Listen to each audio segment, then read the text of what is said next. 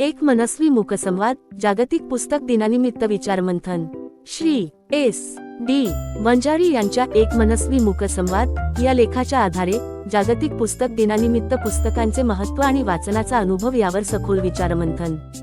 पुस्तकाचे मूलभूत सामर्थ्य, मस्तक बदलण्याची क्षमता। पुस्तकांमध्ये व्यक्तीच्या विचारसरणीत आणि दृष्टिकोनात बदल घडवून आणण्याची प्रचंड शक्ती असते।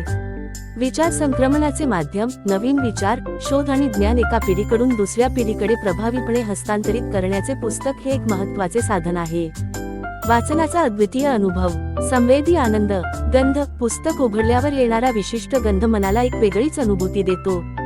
स्पर्श, पानांचा स्पर्श आणि पाने पलटवताना येणारा आवाज वाचनाचा अनुभव अधिक समृद्ध करतो।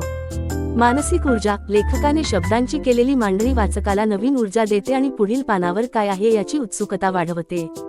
लेखक आणि वाचक यांच्यातील संवाद, मूकसंवाद। पुस्तक हे लेखक आणि वाचक यांच्यातील शब्दांच्या माध्यमातून होणारा एक मनस्वी मूकसंवाद आहे। बौद्धिक खुराक, पुस्तक लेखक आणि वाचकाला बौद्धिक संजीवनी आणि खुराक प्रदान करते।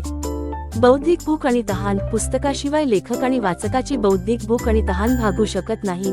दोघांच्या बुद्धीला जिवंत ठेवण्यासाठी पुस्तके आवश्यक आहेत। पुस्तकाचे विविध पैलू, विचारांचे गीत। पुस्तक म्हणजे लेखकाच्या विचारांच्या सप्तस्वरांची एकत्रित केलेली सूर, ताल आणि स्वरांच्या आधारे मांडणी केलेले एक लयबद्ध नवीन गीत आहे।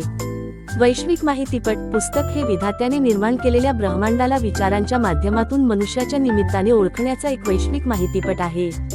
नूतन ऊर्जा स्रोत, पुस्तक हे नेहमी नवीन ऊर्जा निर्माण करण्याचे एक साधन आहे, ज्याचे लेखक चालक आणि वाचक वाहक असतात। आधुनिक युगातील प्रासंगिकता, आजच्या अत्याधुनिक सोयी सुविधांच्या युगातही प्रत्यक्ष हातात पुस्तक घेऊन वाचण्याचा आनंद वेगळाच असतो।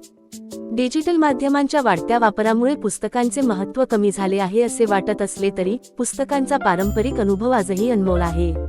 निष्कर्ष, पुस्तक हे केवळ माहितीचे भांडार नसून ते एक सजीव माध्यम आहे जे मानवी मनाला समृद्ध करते, विचारशक्तीला चालना देते आणि लेखक व वाचक यांच्यात एक अनोखा भावनिक आणि बौद्धिक सेतू निर्माण करते। जागतिक पुस्तक दिनानिमित्त पुस्तकांच्या या अथांग सामर्थ्याची आणि त्यांच्यामुळे मिळणाऱ्या आनंदाची आठवण करून देणे महत्त्वाचे आहे।